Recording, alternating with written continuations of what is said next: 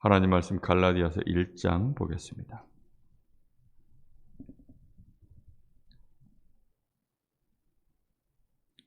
갈라디아서 1장 1절부터 10절까지입니다.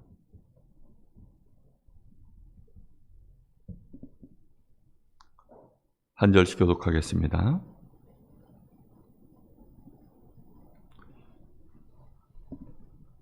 고린도 전후서 바로 뒤에 갈라디아서입니다.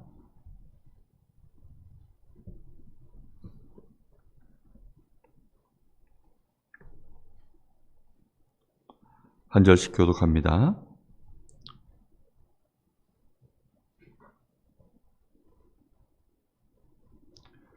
사람에게서 난 것도 아니요 사람으로 말미암은 것도 아니요 오직 예수 그리스도와 그를 죽은 자 가운데서 살리신 하나님 아버지로 말미암아 사도된 바울은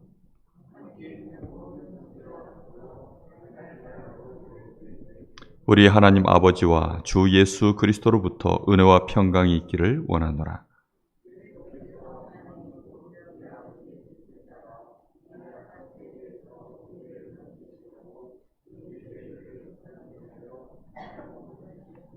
영광이 그에게 세세토록 있을지어다. 아멘.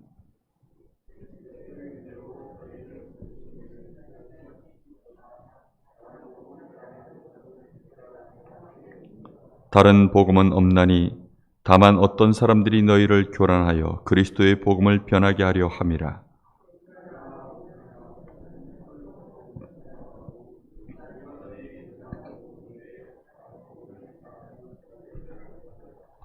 우리가 전에 말하였거니와 내가 지금 다시 말하노니 만일 누구든지 너희가 받은 것 외에 다른 복음을 전하면 저주를 받을지어다.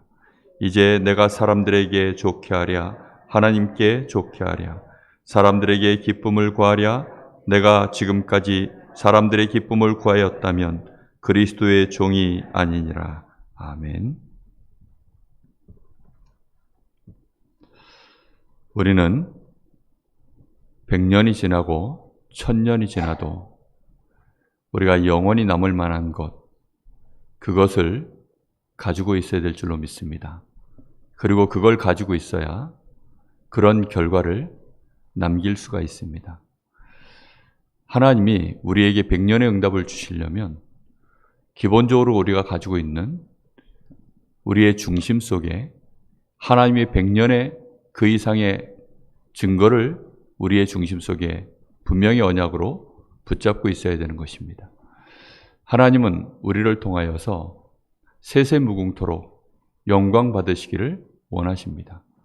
바울 사도는 그 중심 속에 영원토록 하나님께 영광이 될 것, 어떻게 하면 하나님께 세세무궁토록 영광이 갈 것인가, 항상 편지 서두에 보면 그런 내용들이 나와 있습니다. 또 마지막에도 보면 마무리가 결국은 세세무궁토록 하나님께 영광이 돌아가기를 원하는 중심으로 모든 편지의 내용을 기록을 한 것입니다. 우리의 중심 속에 그냥 말로만이 아닌 진짜 하나님께 어찌하면 세세무궁하도록 영광이 돌아가도록 할 것인가. 우리가 정말 그 생각을 매일매일 조금만 한다면 우리의 생을 하나님이 기뻐하실 줄로 믿습니다. 그리고 우리의 삶에 하나님의 응답의 모든 것들을 쏟아 부으실 만한 그런 그릇들과 실제적인 역사들을 하나님은 준비하실 줄로 믿습니다. 우리의 마음속에 지금 당장 우리가 무엇을 제대로 열심히 하는 것이 중요한 게 아닙니다. 우리의 생각을 바꿔야 됩니다. 우리의 중심 속에 정말로 하나님이 원하시는 것, 그게 정말 무엇일까? 그 생각을 많이 해보셔야 됩니다. 그래서 어찌하면 하나님께 영광이 갈까? 그것이 우리의 중심 속에 진짜 담겨 있다면 우리는 많은 부분들을 다르게 생각할 수 있게 되어집니다. 하나님은 우리에게 복음을 주셨습니다. 그냥 복음이 아닌 생명의 복음이요, 우리를 완전히 살린 복음이요, 우리를 회복시킨 복음이요, 심지어는 우리에게 이 복음 때문에 하나님 나라의 중요한 일을 감당할 수 있는 자들로 우리에게 직분까지 주셨습니다. 지금 바울 사도는 이 직분을 받아서 여기에 대하여 얼마나 진심으로 감사하고 고백하는지 모릅니다. 이것을 내가 사람에게서 받은 것이 아니다. 이것은 우리 주 예수 그리스도와 하나님으로 말미암아 내가 사도가 되어졌다라고 그렇게 늘 고백하고 있습니다. 만약에 사람에게서 받은 거라면 우리는 낙심할 겁니다. 나에게 이 사도 직분을 준 자가 어느 날 자기가 봤을 때 나를 실망시키는 일이 있다면 그 사람 때문에 내가 받은 이 사도의 직이 얼마나 하찮아 보일까요? 사람에게서 받은 것이라면 또 나 자신을 보면서 얼마나 우리는 흔들릴까요? 그런데 이것은 누가 주신 겁니까? 우리 주 예수 그리스도로 말미암아 하나님이 우리에게 주신 것입니다. 우리 주 예수 그리스도로 말미암아 이 말이 뭘까요? 그것은 나의 모든 연약함, 부족함, 또 저 사람을 통해서 혹시 내가 이 사도의 직을 또 중직자의 직을 받았을지라도 그것으로 말미암아 내가 되어진 것이 아니라 정말로 예수 그리스도로 말미암아 나의 모든 죄악을 위하여, 오늘 여기 말씀과도 같이 정말로 나를 위하여 이 악한 세대 속에서 우리를 건지시려고 우리 죄를 대속하기 위하여 자기 몸을 주신 그리스도의 하나님, 그 하나님으로 말미암아 내가 이렇게 사도가 되어졌다. 그러니 우리 속에는 항상 뭐가 있을 수밖에 없습니까? 은혜와 평강이 그걸 진짜 한다면 있을 수밖에 없습니다. 우리의 마음속에 그래서 싸워야 되는 게 있습니다. 무엇을 가지고 싸워야 됩니까? 다른 복음이요. 정말 다른 복음과 싸워야 됩니다. 혹시 우리는 마음속에 이렇게 생각할지 모릅니다. 나는 참복음을 가졌다. 우리가 참복음을 진짜 가졌나요? 참복음을 가지면 그것이 달라집니다. 다른 복음은 어떤 건 줄 압니까? 사람 앞에서 사람을 기쁘게 하며 나를 기쁘게 하며 내 중심 속에 나에게 합당한 복음입니다. 그게 다른 복음이에요. 사람들은 알지 못하여서 이 복음을 내가 올바르게 가지고 있는 줄로 착각하는 사람들이 정말 많습니다. 지금 유대인들에게는 이 복음이 거리끼는 것이다. 그 다음에 헬라인들에게는 미련한 것이다. 바울 사도가 그렇게 표현을 하고 있습니다. 왜 유대인들에게는 이 복음이 거리끼는 것일까요? 거리껴지는 이유가 뭘까요? 오직 그리스도이기 때문입니다. 이 사람들 가슴 속에는 이 할례라고 하는 것이, 율법이라고 하는 것이 얼마나 깊이 들어가 있는지, 그러다 보니까 이 복음만으로 사람을 대하려고 그러면 힘든 거예요. 참 복음으로, 오직 복음으로 정말 모든 사람을 내가 대할 때 거리낌이 없어야 되는데 복음으로만 사람을 대하려고 하면 거리끼는 겁니다.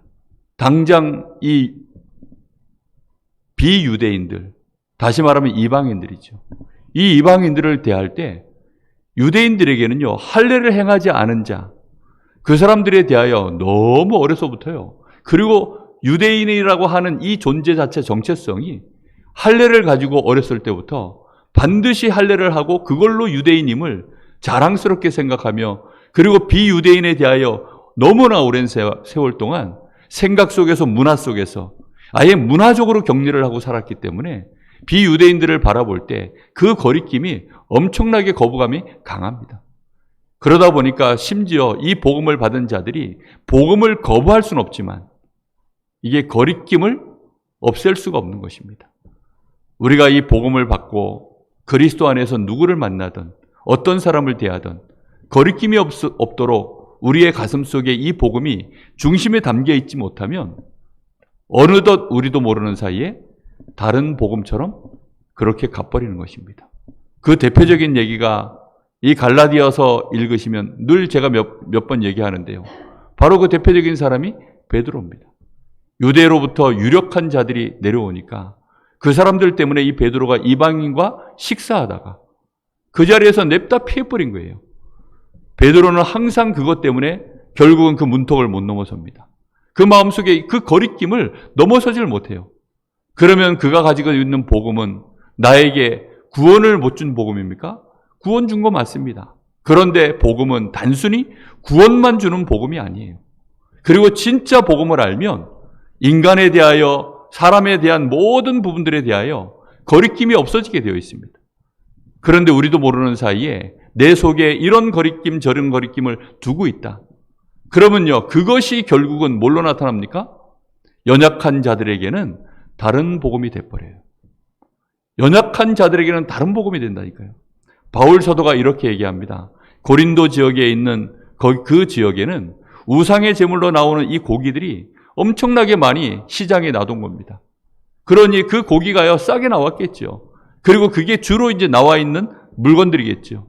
그러니 그것 때문에 이 우상 제물로 드려졌던 이 고기를 먹어야 되냐 말아야 되냐, 그것 때문에 논쟁이 분분했습니다. 그랬더니 바울 사도가 주를 위하여 먹어도 되고 말아도 된다, 아무 상관없다, 믿음으로 먹어라. 그런데 혹시 그것 때문에 시험될 형제가 있다면 어떻게 한다고요? 나는 평생토록 이 고기를 먹지 않을 것이다. 무슨 말입니까? 정말로 복음 중심으로, 생명을 중심으로, 형제를 섬기고 사랑하는 것 중심으로 그렇게 가는 것이, 그게 사실은 복음 가진 자의 올바른 복음입니다. 우리가 복음을 가졌다 하는 것은 정말 간단한 얘기가 아닙니다. 이 복음으로 결국은 하나님이 우리를 살리기를 원하시는 것입니다. 믿음의 사람들이 내가 가지고 있는 내 생각대로, 내 신앙의 양심대로, 내 신앙의 양심대로 그렇게 믿음을 가진 사람들이 정말 많아요. 그러다 보니까 나름대로 믿음입니다. 내가 원래 가지고 있는 색깔 속에서, 내가 가지고 있는 이 기준 속에서 이 복음을 이해하고 있는 사람들이 정말 많습니다. 같은 말도 그래서요, 문화적 배경 속에서 이해할 수밖에 없어요. 내가 가지고 있는 이 기준 안에서 이해할 수밖에 없는 게 사람입니다. 그러다 보니 신학적으로, 성경적으로 정확하게 그렇게 믿는 믿음이 쉽지가 않습니다. 여러분, 그리스도 안에서 그 누구도 정죄함이 없는, 정말로 하나님은 결코 정죄하지 않으시는, 내가 그런 사람이 되었음에 대하여 여러분 마음속에 그게 찜찜합니까? 할렐루야입니까? 100% 할렐루야입니까? 저는 그 질문을 눈 똑바로 두고요, 제가 여러 가지 예화를 들어서 얘기했을 때 진짜 기뻐하는 사람, 할렐루야라고 하는 사람 별로 본 적이 없어요. 왠지 압니까? 자기 양심에 걸려가지고요. 그래도 그렇지라고 하는, 에이 그래도 그렇지, 그렇게 내 마음속에 나름대로 정해놓은 기준선이 있어요. 그 마지노선이 깨져버려야 되는데 그 선 앞에 걸리면요, 여지 없습니다. 지금 이 베드로가 가지고 있는 복음이 딱 그 복음이에요. 지금 이 유대인들이 가지고 있는 복음이 딱 그 복음입니다. 자기 나름대로 정해놓은 선이 있어요. 그 선 안에 걸려들면 그 레이더가요 발동을 해가지고 결국은 그 선 안에서 잘라버리고 이렇게 가는 것입니다. 그 선을 넘어선 사람이 지금 이 초대교회 당시에 제가 볼 때는 바울 사도예요. 바울 사도 한 사람만이다 그렇게 말하는 건 아닙니다. 근데 그 선을요 무참히 깨버리고 넘어간 사람이 바울 사도입니다. 그래서 바울 사도는 뭐라고까지 얘기합니까? 그리스도 안에서는 헬라인, 유대인, 자유자, 노예 할 것 없이 전부 뭐라고요? 하나이니라. 그것은 정말 어마어마한 얘기입니다. 링컨 대통령이 이 말씀을 들고 나와서는 노예 해방을 시켰는데요, 그 링컨만 해도 대단하다 하잖아요. 그런데요, 그때 당시만 해도 그 얘기 할 만했어요. 지금 이 바울 사도 이 시대는요, 상상도 할 수 없는 얘기입니다. 아예 문화적으로 이게 머릿속에서 돌아갈 수 없는 얘기예요. 머릿속에서 그 말 자체가 떠오를 수가 없는 시대입니다. 그런데 이 바울 사도는 그 얘기를 한 거예요. 그 얘기를 하는데 진심인 것입니다.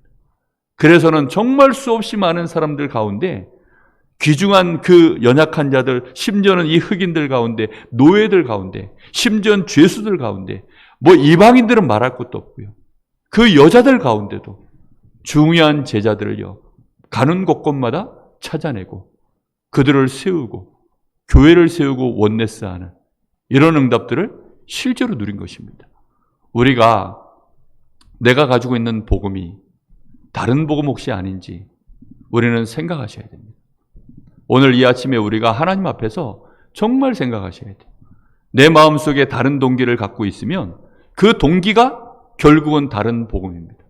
진짜 복음 앞에 서면 나는 참복음 가졌는데요. 그리스도에 대해서 내가 아는데요. 그리스도는 이런 분이다, 이런 분이다, 이런 분이다 아는데 내 속에 우리가 이 복음 때문에 진짜 내가 알고 있는 그 복음으로 말미암아 그 그리스도로 말미암아 내가 가지고 있는 이 기준, 내 속에 숨겨져 있는 동기 이런 것들을 깨버리질 못한다면 다른 복음입니다. 결국은 다른 복음은 처음에는 역사를 이루는 것 같으나 시간 지나면 없어집니다. 하나님이 없애버려요. 그러니까 시작은 성령으로 했는데 그 마침은 결국은 육신으로 끝나버리는 그런 사람들이 너무나도 많은 것입니다. 유대인들에게 복음을 전할 때는요, 성령으로 가요. 그런데 이방인과의 관계로 넘어가면 결국은 육신으로 끝나버리는 것입니다. 그러니 이 복음이 시간 지나면서요, 이방인들이 볼 때에는 이게 다른 복음이 돼버려요. 우리의 마음속에 그래서 생각하셔야 됩니다. 아니, 좋은 말씀, 다른 말씀 많은데 왜 이렇게 새벽마다 우리에게 이런 말씀을 계속 전합니까? 아무리 생각해봐도 우리 가슴 속에 참 복음이 안 들어가 있어요. 저는 저 자신을 봐도 그렇고 우리 교회를 봐도 그렇고 얼마나 많은 성도들이 지금 시험 들고 연약해져 있는지 모릅니다. 많은 성도들이 다락방 안에 들어와서 시험 들어있는 분들이 정말 많아요. 진짜 복음을 발견했다면 시험 들 수 있겠습니까? 시험 줄 일이 있겠습니까? 우리는 연약하니까 저 사람이 시험 받을 수 있겠죠. 그러나 정말로 내가 복음 가졌다면 시험 들 일이 없을 겁니다. 그치요? 왜요? 복음이니까요. 그리스도니까요. 하나님이 진짜 나와 함께하는 거니까요. 내가 진짜로 이 복음 누리고 있으면 하나님이 나와 함께하심을 우리는 정말로 알게 됩니다.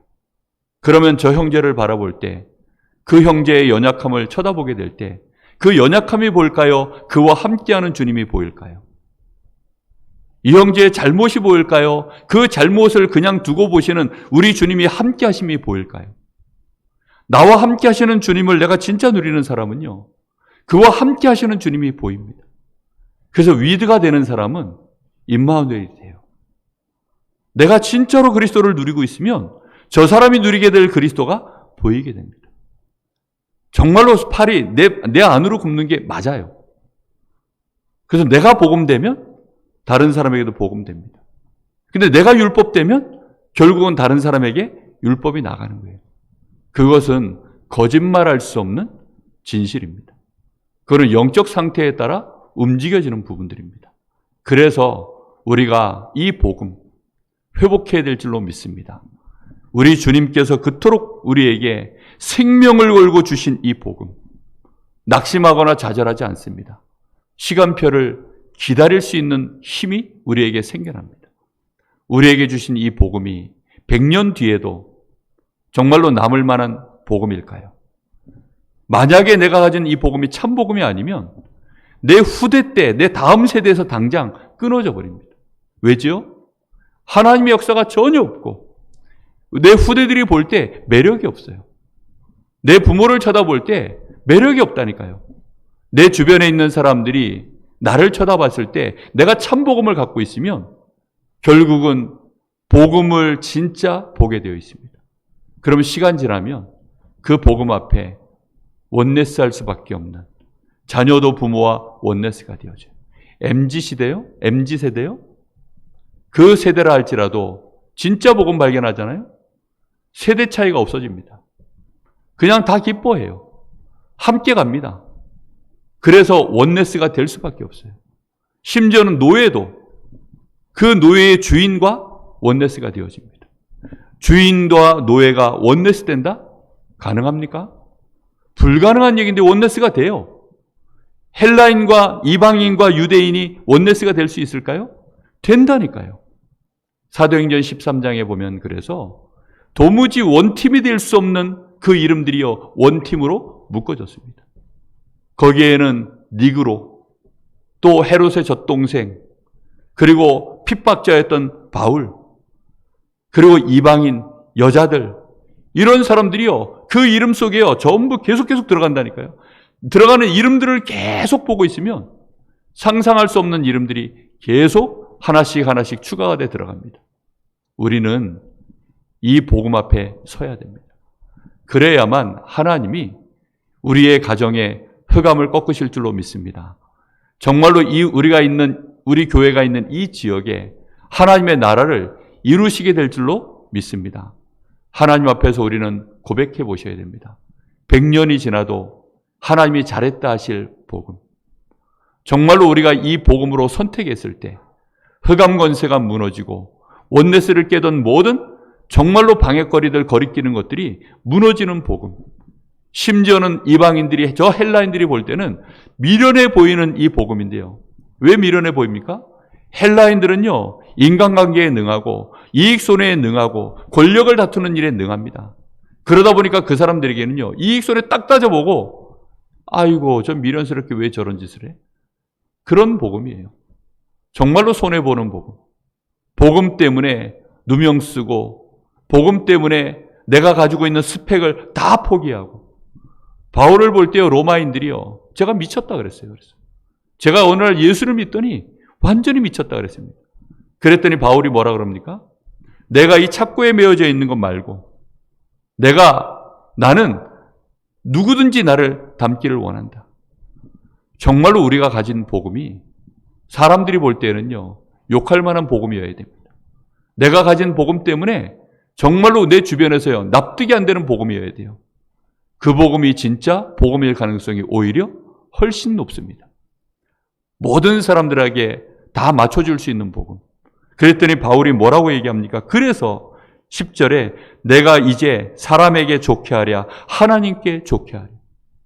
이 싸움이요, 보통 싸움이 아닙니다. 정말로 사람들에게 오해받는 복음. 모든 사람이 나를 결국은 싫어할 수밖에 없는 복음. 처음에는 그렇게 갈 수밖에 없어요. 왜요? 문화권이 딱 그렇기 때문에. 이 사람들이 이해하고 있는 복음은요, 거리끼는 복음이에요. 그러니 그 거리끼는 사람들 앞에 내가 복음 가져서 그렇게 거리끼는 행동들을 하면 사람들에게 불편하게 만들잖아요. 그런데 그런 복음 말고요, 사람들에게 좋게 하랴 하나님께 좋게 하랴, 사람들에게 기쁨을 구하랴. 내가 지금까지 사람들의 기쁨을 구하였다면 그리스도의 종이 아니니라. 그리스도의 종 되시기를 예수님의 이름으로 축복합니다. 기도하겠습니다. 살아계신 하나님, 감사를 드립니다. 오늘 이 새벽에도 저희들은 그리스도 안에서 참 복음으로 우리의 마음과 생각이 갱신되고 치유되어지고 우리의 믿음이 회복되어지기를 소원합니다. 그 어떤 것도 거리낌이 그리스도 안에서 사라지게 하시고 그 어떤 것도 그리스도 안에서 그것이 미련한 것이 아닌 참 지혜임을, 참 능력임을 발견할 수 있도록 하나님 은혜를 주시길 간절히 원합니다. 사람 앞에 서지 않게 하시고 먼저 하나님 앞에 설 수 있도록 은혜를 부어 주옵소서. 이 복음 때문에 거리끼는 사람들 앞에 섬길 수 있는 자 되게 하여 주옵소서. 그들을 기다려줄 줄 아는 자 되게 하여 주옵소서. 우리의 그릇이 먼저 완전히 그리스도 안에서 갱신되게 하시고 모든 것을 담을 수 있는, 수용할 수 있는 자들로, 그리고 초월할 수 있는 능력을 갖춘 자들로 하나님, 우리가 가진 이 복음이 우리에게 역사하여 주옵소서. 우리 후대들이 보고 기뻐할 복음, 하나님 정말로 새 가족들이, 저 모든 제자들이 정말로 우리가 가진 이 복음을 항상 감사할 수밖에 없는 이 복음 되어질 수 있도록 하나님 역사하여 주시옵소서. 이번 특별 40일 이 기간을 통하여 우리의 각인이 변화되기를 원합니다. 우리가 가진 복음이 참 복음으로 정말로 발견되어질 수 있기를 소원하오니 주님이 역사하여 주시옵소서. 전도자 바울에게 알게 하셨던 그 복음, 전도자 바울이 결국은 우리 주님을 통하여서 발견한 그 복음, 그래서 생을 들일 수밖에 없었던 그 복음, 저희들이 알게 하여 주옵시고 그 복음을 소유하고 가게 하여 주시옵소서. 우리 주님이 그토록 원하시는 지역복음화, 세계복음화하는 교회로 우리 교회가 준비되게 하옵소서. 지금은 우리 주 예수 그리스도의 은혜와 우리 아버지 하나님의 크신 사랑하심과 성령의 역사하심이 오늘 참 복음을 가지고 그리스도의 종으로 일생을 서기를 원하는 하나님의 사람들 머리 위에 이제와 영원토록 함께 계실지어다. 아멘.